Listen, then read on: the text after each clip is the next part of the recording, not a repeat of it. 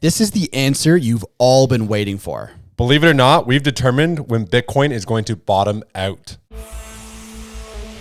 Welcome to the Bean Pod. This is your place for all things stocks and crypto. From beginner tips to expert picks.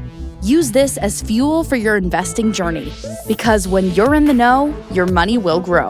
The Bean Pod is presented by DAOmaker, the top crypto launchpad in the industry. DAOmaker allows people to participate in top crypto projects before they launch and generate some of the best returns you can find anywhere. They also provide growth solutions for crypto projects that are looking for funding and assistance with marketing. With their revolutionary new public strongholder offerings, everyone can get early access to top crypto projects regardless of their net worth. DAOmaker is rapidly disrupting the venture capital industry. If you're interested, head over to DAOmaker.com to learn more. This episode of the Bean Pod is sponsored by KyberSwap. KyberSwap is a DEX and DEX aggregator which is built to facilitate all your DeFi needs in one single platform. Fast, cheap, and safe. User experience is KyberSwap's sole focus to make everyone's life better in DeFi. Welcome to the Bean Pod. This is Shane, aka the Jolly Green Investor. And this is Josh, the Nifty Investor. Today, we are going to reveal when and at what price Bitcoin will bottom. Believe it or not, there's a number of factors that we've looked at. And based off of historical data and what's to come, I think we can kind of pick exactly when Bitcoin is going to bottom out. Right. So we've looked at current macroeconomic factors. We've looked at the past bull run, the past bear run capitulations. We've kind of taken all of this research we've done together and put it into one nifty little episode that's going to tell you how long it's going to take for Bitcoin to bottom and around what price. So, if you're into crypto, if you're into Bitcoin, you got to watch this episode. And smash the subscribe and like button. It really helps us out a lot if you like the content. For sure. So where we're sitting right now, Bitcoin has come down from 69K to around 29, 30K. Everyone on Twitter, everyone on YouTube, everyone on TikTok wants to know when the bottom is, right? Are altcoins going to continue their capitulation? One thing that I'm looking at, and I think is one of the first things I want to talk about, is what's going on in the world. Because at the end of the day, Bitcoin follows the stock market. It's basically trading as a highly leveraged tech stock at the moment. So if you're looking for when the reversal is going to be, don't necessarily look at Bitcoin itself or altcoins. You should be looking at the stock market. And, we have to look at inflation, this incoming recession, regulation on crypto and stock. There's a supply food crisis. There's a lot of macroeconomic factors that we need to discuss, right? Yeah. So we have inflation that's out of control right now. So what do we have? We have the Fed is increasing interest rates. They're doing quantitative tightening. They're sucking money out of the market at the moment. Historically, the Fed has done a number of bailouts. You look at the 2008 financial crash. Yep. They pumped a ton of money into the markets to save it. They did it again when COVID hit. They pumped another like $2 to $5 trillion into the markets again. And that is when Bitcoin went from $6,000 somewhere around April. I believe the first stimulus checks came out April 12th or so, 2020. Bitcoin went from like 6K all the way up to 69K on that parabolic run over the year and a half. Right now, there's no money going into the economy. There's no money going into the markets. Those stimulus checks, and that's what's created this bubble. Those stimulus checks were designed to be used to develop businesses, to go out and spend on businesses. What did people do? They pulled their money into the markets. Yeah. We had all these inflated assets now, and that's why it's all coming back down. Oh yeah, big time. So you have, instead of, as you said, money going into the markets, which is inflating stocks, crypto, everything. Now you're having the Fed take the money back. So of course we've seen this massive pullback and now starting to see that capitulation, right? So what we're looking for now to determine where the bottom for Bitcoin is where's the bottom of the stock market? And that depends on a few main factors. Inflation numbers are key. So we've seen last month, a lot of people were foreshadowing that maybe inflation has peaked, right? And we looked at the CPI numbers, it hadn't peaked yet. And we saw continued capitulation after that number came out, right? That was the kind of the last straw that broke the monkey's back to bring it all down, the stock market, Bitcoin to where we are now. So moving forward, you need to be watching that CPI data. And there's it comes out once or twice a month, right? Yeah. So that data does come out. It comes out once a month, I believe. So you have the CPE and then you have the CPI. What you need to look at is, and this is what everybody's watching, and it's kind of terrifying in a way that we're relying on analysts to watch how Jerome Powell talks. It's like, oh, he sounds hawkish. Get fucked. Yeah. That's so subjective. And I hate it's like Wall Street is so afraid of their own shadow. It's ridiculous. And all these investors. But what we need to look at is we need to look at when is inflation peaked and when is that going to start coming down? Because then what we're doing is we're eliminating uncertainty and we're eliminating fear. Once we can see that inflation start to come back down, we're going to be in a much better spot. So there's a couple more meetings coming up. It's the FOMC meetings where Jerome Powell, discusses what they're going to do. The Fed discusses if they're going to hike interest rates again. What you don't want is an unexpected rate increase where he goes, oh, we're going to do 75 basis points. Right now he's put on the table, we're doing 50 basis points over the next 2 meetings. So that's going to be again in June and again in July. They don't have a meeting in August. And then they've talked about potentially pausing in September. Right. So that's positive. So the very first indicator I'm looking for is, and what leads me to a relief rally, not necessarily the bottom of Bitcoin, is that tail end of September, maybe like September timeframe, because we might see inflation starting to peak, and then we'll have a better idea of what they're going to be doing with interest rates. Yeah. So inflation and interest rates is the first thing you need to be watching to find where that bottom is. Another thing you need to be watching from, economic indicators is employment and layoffs. Because from what I'm hearing inside the tech industry is that mass layoffs are coming. Because think about it. Companies are not making nearly as much money as they were over the past many, many years. Their advertising budgets are down. Consumer spending is down. It creates this spiral effect. So now, if tech companies are laying off 30% of their staff, now you have mass unemployment and people that can't afford goods. And it's this death spiral of the economy that's been propped up for so long by all this fake liquidity. So I think another thing you need to be looking at is employment and wages and layoffs. Because if that starts to tip over, then we could really see that bleeds into the housing market. It bleeds into all this other stuff that could really bring us to the bottom. So whether inflation is a very important thing to look at, it's not the only indicator we need to be looking at. If you're an investor, doesn't matter if you're only in crypto or only in stocks, you need to be watching these meetings or at least read the reports because they have a huge impact on when the bottom is. And again, that comes down to how liquid or illiquid the market is. When you're getting pinched by inflation, you're getting pinched by interest rates. So you're getting, let's say your mortgage is increasing, price of food is increasing, your gasoline to get to work, but now there is no work. Where's the money going to come from to pour into the markets? And why is Bitcoin, why is crypto going down right now? Why is the stock market going down? People need money right now. There's so much uncertainty and there's a lot of payments to be made in your everyday life. And I don't think people saw that this was coming, the average retail investor. For sure.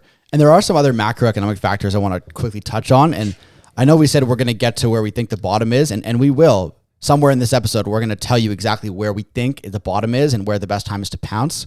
But you need to understand where it all comes from. That's why we're going through all this stuff. Painting a big picture for you. Exactly. So the other things I have my eye on are the supply crisis and the food crisis. I've seen a lot of warnings coming from the entire world about shortages everywhere. Countries are now stopping exporting the food that they're making because they're like, we have to look after our population first. India, China, Europe, North America, it's happening everywhere. So the food crisis, which could be really peaking in 2023, could be another huge factor in when the stock market will reverse. Because again, if people can't afford food and there is no food, they're not buying stocks. They're selling stocks, right? Mm-hmm. And that has a huge effect on Bitcoin as well. And the other thing that I think a lot of people have forgot about is the ongoing war in Europe. There is still a war between Russia and Ukraine, and you don't know what's going to happen. I feel like kind of forgot about that now because the market has capitulated and there's other things going on and people have tiny attention spans, but it's a wild card there that you have to keep it in the back of your mind, right? What if something happens there? Then that's another boom down. Yeah. Next thing you know, Putin's sending out nukes, right? And that kind of there's such Russia and Ukraine are such exporters of so many different resources that the world relies on. You know, one of them being natural gas, and natural gas is used for just about everything. Not everything, but it's used for a lot of different aspects in our lives. And that also controls, you know, our heating. It controls fertilizer for the food crisis. So that's another huge factor that we got to keep an eye on. Yeah, there's a lot of macroeconomic factors that I think are going to take at least a year to fully play out and fully the world to really understand the amount of devastation economically that countries are in right now, right? So whereas you said, and I do agree that we're going to see a relief rally sometime over the next, 6 months, but the bottom may be further out because all of these indicators, the food crisis, inflation, mass layoffs, this death spiral of negative economic news, it's not going to end with a positive inflation reading next month. Yeah. This is months and months and months, if not over a year of negative economic downturns that we're going to see, which will negatively impact the market. And even if the short-term bottom might be in a month, the long-term bottom is not going to be that quick. Right. And it's, you know, maybe this is good because there has been a lot of problems with employment, and maybe, you know, if people can't just be flipping these JPEGs, these NFT JPEGs, and just relying on crypto, they'll actually have to go back to work. Yeah. Whenever these kinks kind of iron themselves out. So it's the great reset, if you will. Yeah, for sure. Now, if we can move on from macroeconomic factors, we can look at potential modeling, you know, technical analysis, what's happened with Bitcoin in the past that can maybe give us some clues about how it's going to act, maybe in the short and midterm, maybe not in the long term, but all of the different areas, right? So the first one I want to talk about is, I posted about this on Twitter and on TikTok a few times, the Wyckoff distribution model. It's been very accurate over the last year or so. Basically, it's a distribution model showing how market movers and manipulators move the price of assets around to enforce max pain on retail investors, right? They're distributing / selling an asset at the best prices over a period of time.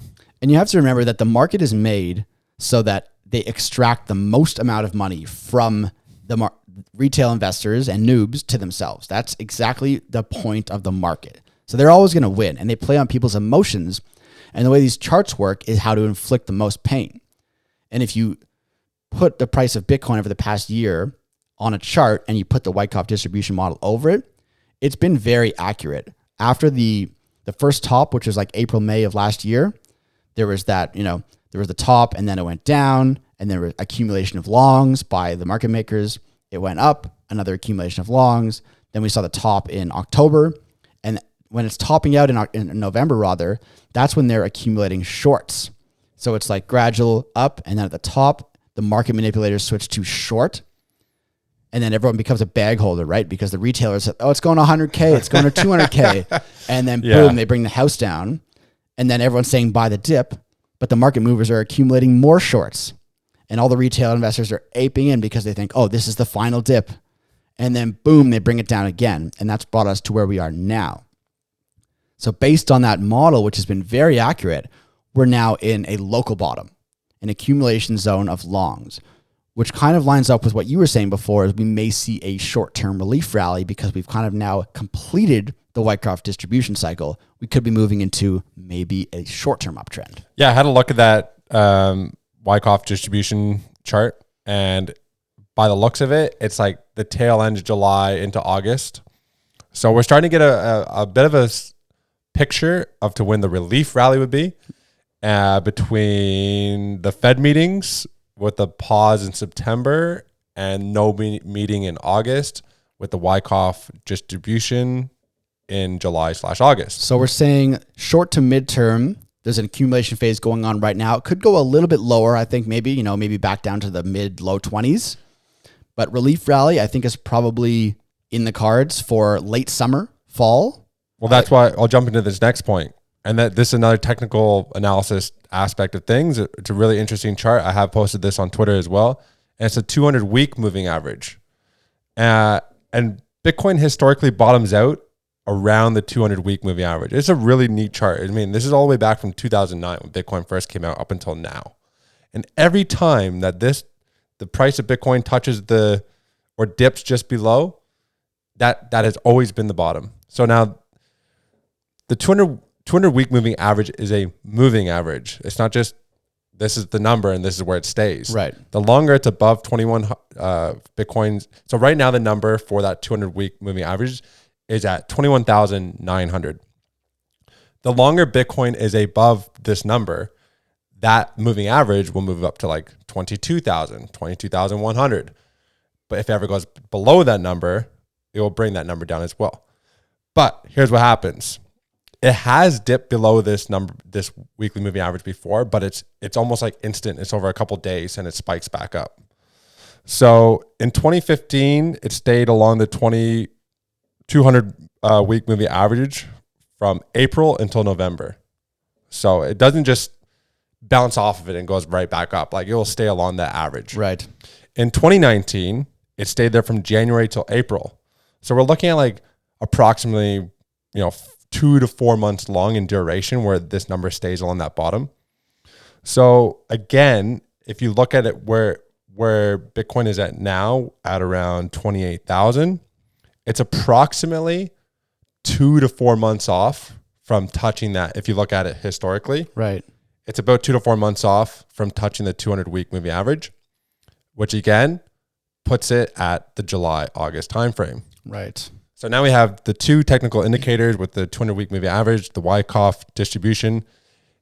In addition to the Fed meetings, we're looking a little bit more to that relief rally in August, September timeframe. Yeah, I definitely think so. And I think you should definitely be keeping your eye on that $22,000 mark. $22,000 for Bitcoin could be the local bottom in the 2022 section, right? Like there could be another bottom coming in 2023. But a lot of signs are pointing towards a potential bottom around 21, 22K. So keep your eye on that one. But that moves us to kind of the long-term outlook that I know you always talk about on Twitter, the Bitcoin halving cycle, right? It's the one thing that is based in the tokenomics of Bitcoin, which has always predicted when the bull markets and bear markets start and end. So what's that telling us right now? So yeah, I mean, if you're looking at from a long-term, one more thing to tap on before we move to that long-term one is there's also the Ethereum merge right in August, which could be really a huge catalyst as well, because if they can successfully pull that off and move to proof of stake, that will bring in a lot of institutions to that blockchain and could drive that price up. And Ethereum could end up being a bit of a driver in price for the whole crypto industry. Something else to watch. I bet it won't happen in August, but yeah, for sure. It's something to keep an eye on. It's something to keep in mind on, but do you really think it's going to happen in August? He already said in his last interview, he's like, there could always be pushbacks. It could happen in October. It could happen in November. It'll be 2023. Yeah. But yeah, definitely keep an eye on bullish catalysts. There's Ethereum 2.0 merge. We've seen a lot of Bitfinex OG whales that they're longing Bitcoin like they've never had before. So there's a lot of signs right now that there could be things perking up a little bit. But then going back to the long-term thing, the Bitcoin halving cycle, right? Yeah, so we can look at the Bitcoin halving cycle. I mean, the way this works is it's not a time frame. It's in terms of dates. Like it typically works out to, I think, every 4 years or so. But it's the number of blocks. And so basically the way this is thought out is the reward is halved. So it halves the inflation. It lowers the available supply, but there's still higher demand, which ultimately drives higher price. The minor incentives still remains the same, regardless of smaller rewards. So the value of Bitcoin is increased during the process. What typically happens is we see Bitcoin, when the halving occurs, we see an insane spike. And then it comes down a little bit. And it does like this dip for something like 6, 8, 9 months or so. And then it'll have a really small uptick prior to the next halving. And then it rockets again. And the stats are pretty freaking crazy. So it runs into the halving slightly. And then goes parabolic after that's the right. halving. It goes but then after the parabolic run, it comes down exactly what we're seeing now. Right. So I'll just try to read this out because it's really confusing. In the past, these Bitcoin halvings have correlated with massive surges in Bitcoin's price. The first halving, which occurred on November 28, 2012, saw an increase from $12 to $1,217 on November 8th, 2013, so a year later. The second Bitcoin halving occurred on July 9th, 2016. The price at the halving was $647. So you'll notice that the price retraced from the 1200 to back down to 600. And then by December 17th, 2017, Bitcoin's price had soared to 19,000, 600 to 19,000. The price then fell over the course of a year from this peak back down to 3,726. So then the most recent halving occurred on May 11th, 2020. On that date, Bitcoin's price was 8,000. On April 14th, 2021, a Bitcoin's price soared to 64,000. Look at these insane freaking gains. Yep. But then you'll notice at each time how much it actually comes back. So you see like this little bit of a run leading up to the Bitcoin halving. You see a parabolic spike and then a massive drawdown. So each time you'll notice that it gets less extreme, right? Mm-hmm. You know, it went from a cent to 500, whatever.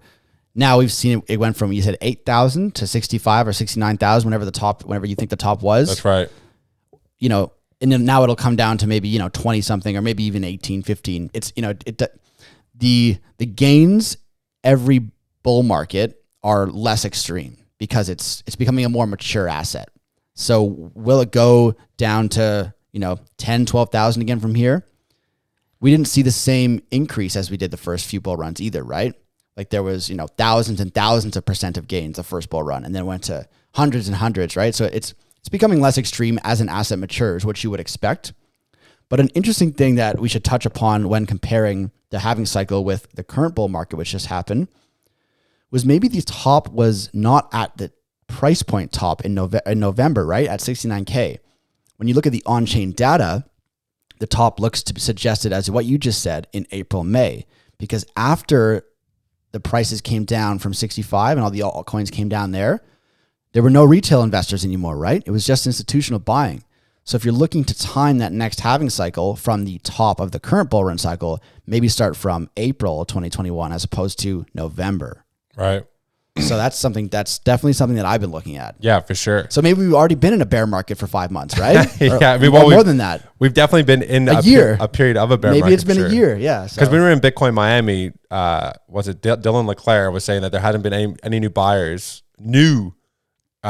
people entering the market since May of 2020? 2021. 2021? 2020, yeah. That was when Bitcoin was at 65K. That's right. So maybe we've been in a bear market now for a year. Right. And we just don't realize that now we are finally coming to that bottom. So there's a lot of data there to process, right? So the next Bitcoin halving event is looking like it's going to be somewhere in early 2024. So because you can't predict the exact time, it's scheduled between January and May of 2024. Right. So you can expect a small run up mid 2023 and then an actual like skyrocketing from 2024. Right. Early 2024. So we're a ways off then from the next bullish catalyst. Yeah, from the next bullish catalyst. I think we see a short-term relief rally end of the summer, early fall, and then we see that huge massive run closer to the next Bitcoin halving in early 2024. So, a lot of people hearing you say that they're going to get, really pessimistic, really bearish on crypto and Bitcoin as a whole because, now we have to wait, another year and a half for things to happen. But this bear market that we're in now is unlike any other bear market we've seen before. Sure. Think about the institutional adoption, the amount of projects that are building. We're still going to see trending sectors. There's NFTs. There's so much more going on now than there ever has been historically in crypto. So we're not going to see this crypto winter where, no one's talking about crypto and no projects are being built. The good thing about what's happening right now, it's going to wipe out that 95 to 99% of those absolutely trash garbage projects that we don't need in crypto. No. Right? So that's a positive. Because there's like 20,000 tokens or something? Yeah, we don't need that. Yeah. No.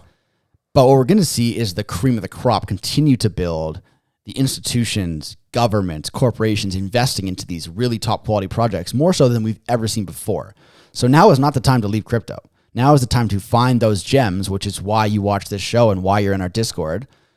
Get to those top projects and wait for those generational buying opportunities, right? Because you can start to see those, like one project we're super bullish on is Hedera Hashgraph, for example. They're not going to go bankrupt because they have Google and Boeing and IBM and all these other projects or companies surrounding them, right? So they're trading at like 8 cents or something right now. If they go up to 50 cents, it's like you're looking at the gains that you can see from these companies. So there's some really good projects out there right now. There's a lot of good like play to earn projects that are still building right now. They've been incubated by, you know, a company like Maker. They have a ton of funds behind them. They can survive this crypto bear market. So I think, I mean, there's some generational wealth opportunities during this period of time. Yeah, for sure. So let's go back to the start of the episode. When is the Bitcoin bottom and what is the price going to be? So I think judging by the on-chain data, the macroeconomic factors, everything we've discussed today, the bullish catalyst in the short and midterm, you also have to think about regulation, right? So that's regulation. That we didn't mention that yet in this episode. Yeah. Bitcoin Miami, Kevin O'Leary, he said there's billions of dollars waiting on the sidelines right now to enter the market. I think he said trillions. What did he say? I think it was trillions.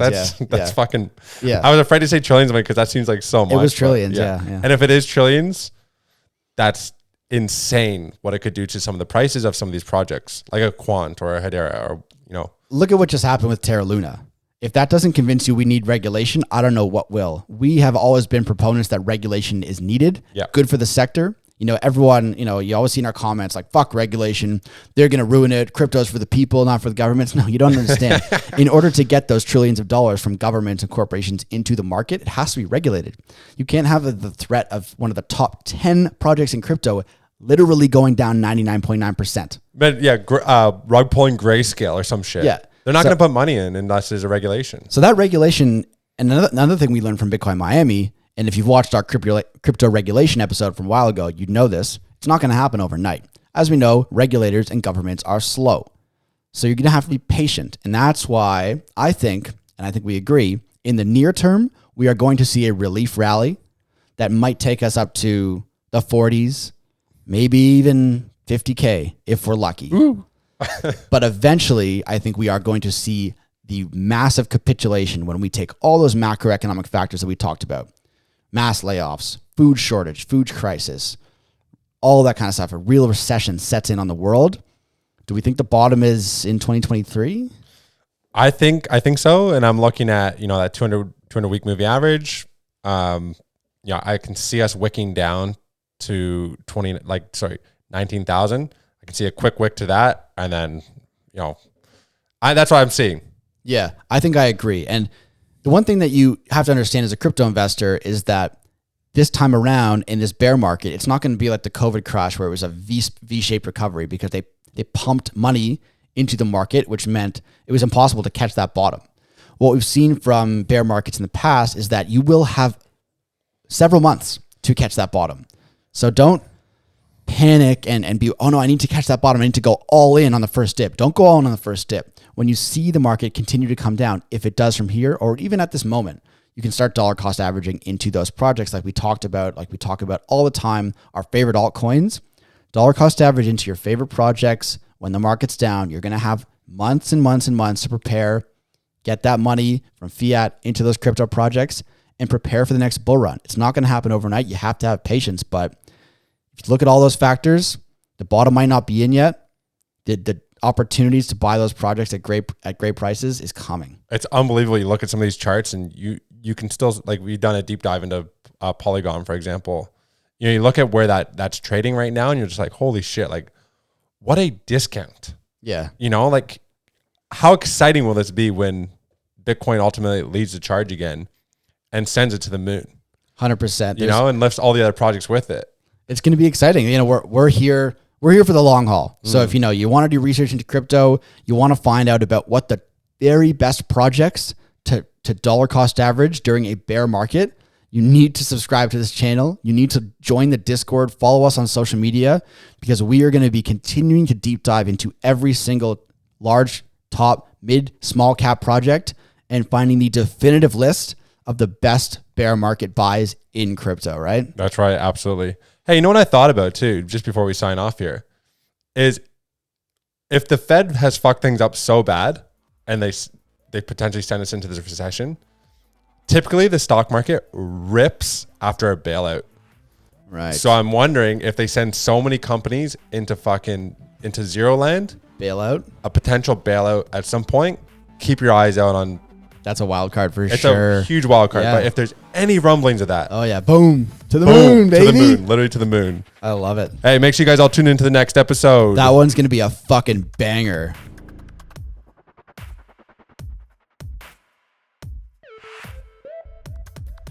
All views expressed by speakers on the BeanPod are solely their opinions. You should not treat any opinion expressed on the BeanPod as a specific inducement to make a particular investment or follow a specific strategy, but only as an expression of their opinion.